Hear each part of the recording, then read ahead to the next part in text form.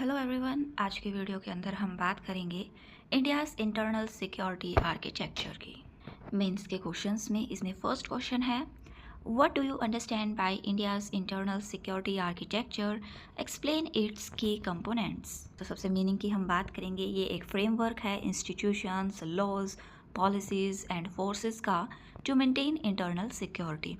Address करता है terrorism, insurgency, extremism, cyber threat and organised crimes को। की कंपोनेंट्स की बात करें तो ये जो है मिनिस्ट्री ऑफ होम अफेयर्स के अंडर आता है, ये इसकी नोडल अथॉरिटी है। सेंट्रल आर्म्ड पुलिस फोर्स जिसमें है CRPF, BSF, CISF, ITBP, SSBs, ये सब हैं। स्टेट पुलिस फोर्सेस में ये प्राइमरीली लॉ एंड ऑर्डर की रिस्पॉन्सिबिलिटीज़ हैं इनके पास। इंटेलिजेंस एजेंसीज में है IB, NIA, NATGRID। Legal frameworks के अंदर आते हैं UAPA, NIA act, IPC, CRPC and BNS। फिर टेक्नोलॉजी प्लेटफॉर्म्स के अंदर हैं CCTNs, ICJS, NATGRID। Then coordination mechanism के लिए सेंटर स्टेट कॉरपोरेशन का होना बहुत ज़्यादा ज़रूरी है। अगला क्वेश्चन है, examine the major internal security threats faced by India in the contemporary period. तो मेजर थ्रेट्स की हम बात करें तो टेररिज्म, ये cross border and home grown हो सकते हैं। लेफ्ट विंग एक्सट्रीमिज्म, इसमें सेंट्रल एंड ईस्टर्न इंडिया के अंदर ये हो सकता है। Insurgency in north east. Cyber security threats जैसे कि hacking, disinformation, organised crime and narcotics trafficking, communal and regional violence, hybrid threats जिसमें misinformation, cyber and radicalisation शामिल है। तो ये सब थ्रेट्स थे जो इंडिया फेस कर रही है कंटेम्प्रेरी पीरियड में। अगला क्वेश्चन है, discuss the role of central armed police forces in strengthening India's internal security.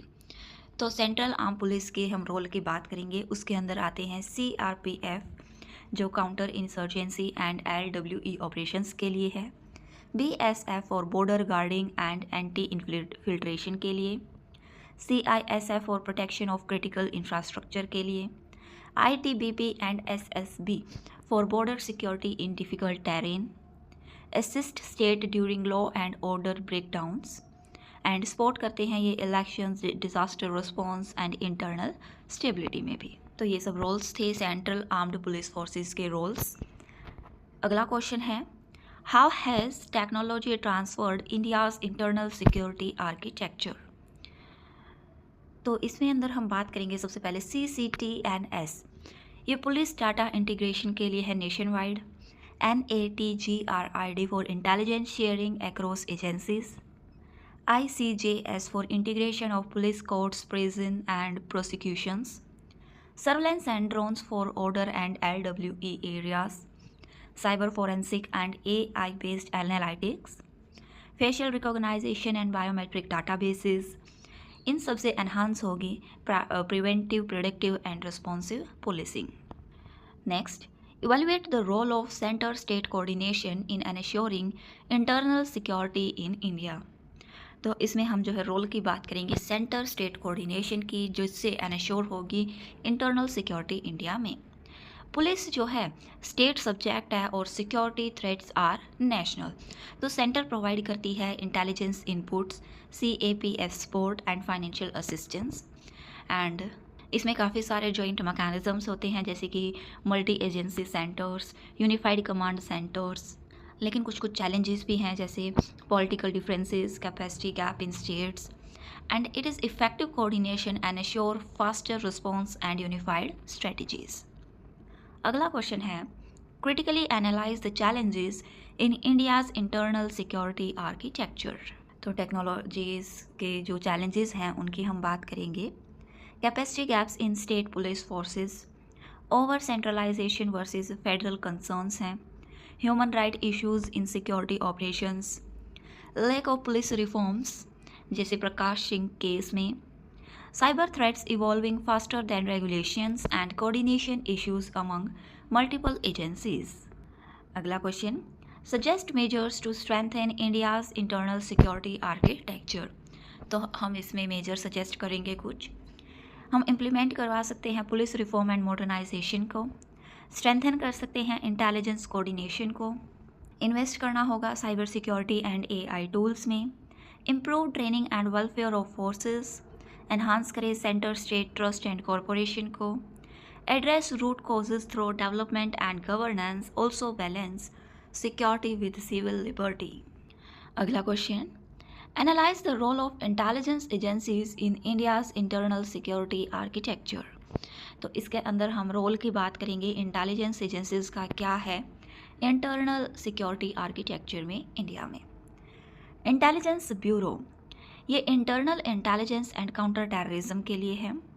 Multi agency centres, ये इंटेलिजेंस शेयरिंग प्लेटफॉर्म है। NATGRID4, data integration for threat analysis, support करेगा preemptive action against terror and extremism, assist करेगा states in law and order and preventive policing में, and key for earlier warning and threat assessment. तो ये सब intelligence agencies के roles थे। Next question, discuss the significance of the national investigation agency in tackling internal security threats. तो significance की बात करेंगे हम नेशनल इन्वेस्टिगेशन एजेंसीज की। ये एपिक्स बॉडी है फॉर टेरर रिलेटेड इन्वेस्टिगेशन के लिए, जुरिडिक्शन अक्रॉस स्टेट, और ये ओवरकम करती है फेडरल कंस्ट्रेंट्स को, हैंडल करेगी cases under UAPA and anti terror laws की, स्ट्रेंथन करेगी प्रोफेशनल एंड स्पेशलाइज्ड इन्वेस्टिगेशन में, एनहांस होगी conviction rates and builds global corporation against terror networks. अगला question, how does left wing extremism challenge India's internal security framework, examine government response. तो सबसे पहले हम जो है लेफ्ट विंग एक्सट्रीमिज्म के चैलेंजेस पर बात करेंगे। ये एक पैरेलल गवर्नेंस है जो इफेक्ट करती है रीजन्स को, violence against security forces, developmental deficient है, एक्सप्लॉइट करती है होती है बाय एक्सट्रीमिस्ट।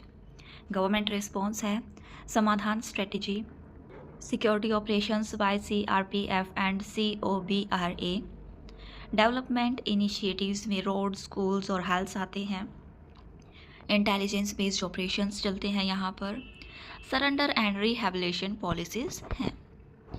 नेक्स्ट क्वेश्चन की बात करेंगे, examine the emerging challenges of cyber security to India's internal security architecture. तो साइबर सिक्योरिटी के हम एमर्जिंग चैलेंजेस की बात करेंगे।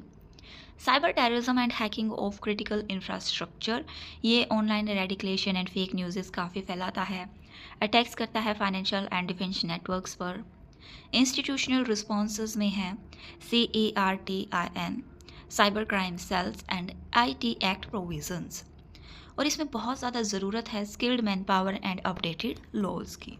नेक्स्ट है, evaluate the importance of police reform in strengthening India's internal security system. तो इस क्वेश्चन में हम इम्पोर्टेंस की बात करेंगे पुलिस रिफॉर्म्स की, जो स्ट्रेंथन करेंगे इंटरनल सिक्योरिटी सिस्टम को इंडिया के।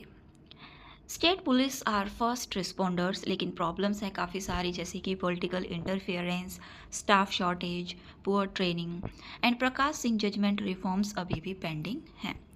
रिफॉर्म्स होने ज़रूरी हैं जो एनश्योर करेंगे प्रोफेशनलिज्म, अकाउंटेबिलिटी, पब्लिक ट्रस्ट, जो कि असेंशियल हैं सस्टेनेबल इंटरनल सिक्योरिटी के लिए। तो ये हमने कुछ क्वेश्चंस डिस्कस किए हैं इस टॉपिक से रिलेटेड। प्लीज़ सभी टॉपिक्स के जो क्वेश्चंस के अंदर जो है आप इंट्रोडक्शन, वे फॉरवर्ड, कंक्लूज़न, ये सभी ऐड करें, जो कि आपको हमारे समरी एंड इम्पोर्टेंट फैक्ट्स की वीडियोस में मिल जाएंगे। फिर हम कुछ UPSC के प्रीलिम्स के MCQs डिस्कस करेंगे। तो इसमें हमारा फर्स्ट MCQ है, Which of the following organization is the nodal agency for internal security in India? Options are A. Ministry of Defense, B. Ministry of Home Affairs, C. National Security Council, D. Intelligence Bureau. The correct answer is B. Ministry of Home and Affairs. Next, NATGRID is primarily associated with, options are A. Border fencing, B. Intelligence data sharing, C. cybercrime investigation, and D. Elections security. Correct answer is B. Intelligence data sharing. Next, which of the following forces is specifically trained for jungle warfare against left-wing extremism? Options are A. BSF, B. CISF, C. COBRA, and D. NSG. Correct answer is C. Commando Battalion for Resolution Action. Next, the integrated criminal justice system aims to, options are A. Integrate military courts, B. Link police courts, prison and prosecutions, C. Replace state police forces, and D. Conduct cyber surveillance. Correct answer is B. Link police court, prison and prosecutions. Next, which of the following threats is best described as a hybrid threat? Options are A. Conventional war, B. Natural disaster, C. Terrorism combined with cyber attacks and misinformation, and D. Economic recession. Correct answer is C. Terrorism combined with cyber attacks and misinformation. आज की video में बस इतना ही. Please like share and subscribe my channel for more videos. Thank you.